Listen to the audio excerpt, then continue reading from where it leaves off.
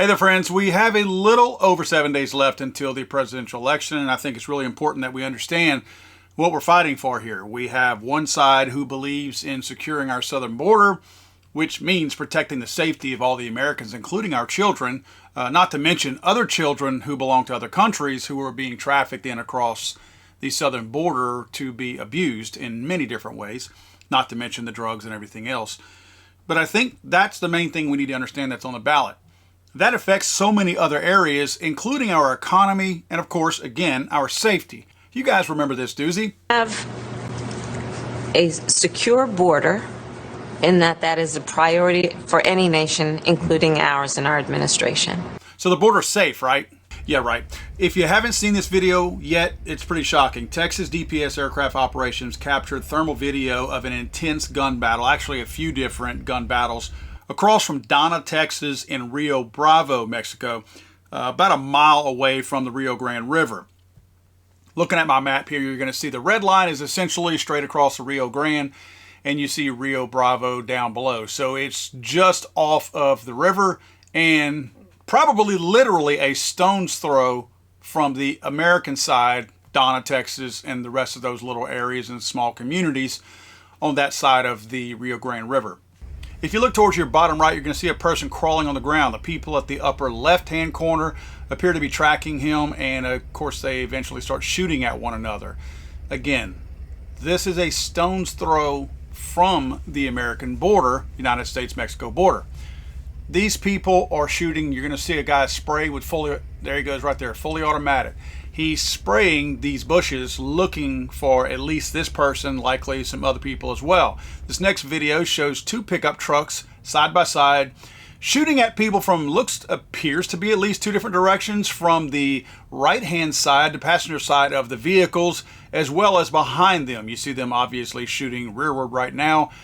You can tell that these trucks have been running because if you notice the engine compartment is a different color, meaning the engines were running. So apparently they got into a shootout at some point and just were lobbying these shots back and forth with rifle and what appears to possibly be some shotgun fire being exchanged as well. Again, a stone's throw from the American border. Here appears to be those same trucks, and as you can see, there is no shortage of gunfire being exchanged from our, what did I say? A stone's throw from our, quote, secure border, according to Kamala Harris, the border czar, who is the other candidate running for president, who does not care about the secure nature of our border, yet says it's secure. Here's another one. Looks like this person lost their tire to the far right over there, because that's a hot tire that appears to be laying out there by itself. And I guess these people are shooting it at each other, these two groups. I don't exactly understand what took place there, but clearly these were warring factions that were fighting it out. Now, traditionally, this was the Gulf Cartel's area, this whole area right there, that Brownsville area, roughly in that area. The Gulf Cartel was, for a very long period of time, a stronghold in this community. They ran, obviously, drugs, people, of course, guns, back and forth, and they imported tons of American cash back down into Mexico, smuggling it in there through tunnels, a series of different ways that they brought it down. Well, the Gulf Cartel has splintered since then, and these are likely all from the same cartel, these guys shooting it out, but they're from splintered factions within that cartel. So it's like a war within a war. It's not just the Americans or the Border Patrol or DPS at war with the cartels or with Mexican illegals trying to cross the border and smuggle things in. Now it looks like we have these factions warring amongst themselves, and of course there's no regard for human life down there. That, no doubt, could easily spill over, and likely does spill over, into the United States, again, across our, according to Kamala, secure border. Now, if you believe the rhetoric of the far left, you're going to think that, deportations were really down under Trump. You know why deportations were down under Trump, right? It's because fewer people came in, so there were fewer to deport. The number that we should be listening to is not deportations. They purposely use the number of deportations to act like, look, a higher number of deportations means that we care more about the border. And that's stupid. That's an after effect. That's something that took place later on after the people came across the border. You should be looking at illegal crossings. I don't like to use the word migrant. I use illegal aliens, but they used it in this slide. This is from a BBC slide. Migrant numbers at the U.S.-Mexico border. Total number of encounters by U.S. Customs and Border Protection per month. Obviously, you see under Trump and then you see under Biden, the differences are very, very clear. Immediately after Biden assuming office, these numbers begin to ramp up and they are at record numbers right now. But again, according to Kamala, have a secure border.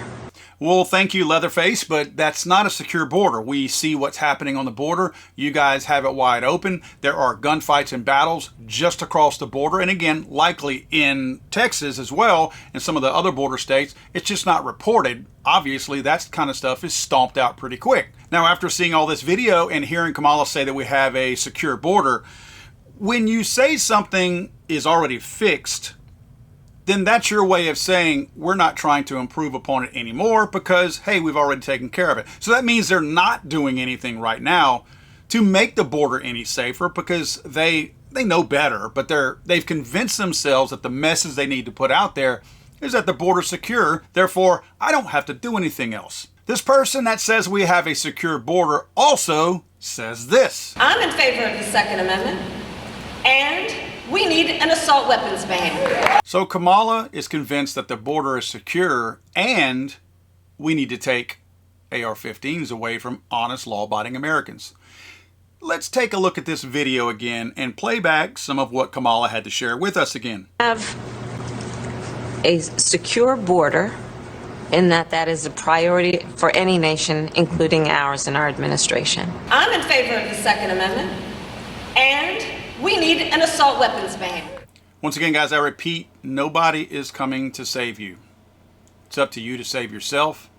And if you live anywhere close to the border, across the entire southern border all the way to California, or if you're in a community that they are secretly and quietly shipping these illegal aliens to, you should be very much concerned about our future going forward with this totally porous border, the lawlessness at that border, and an administration who has proven to you in 4 years what they will clearly do in the next 4 years.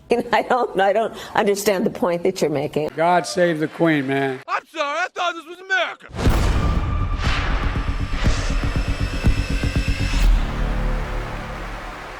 He's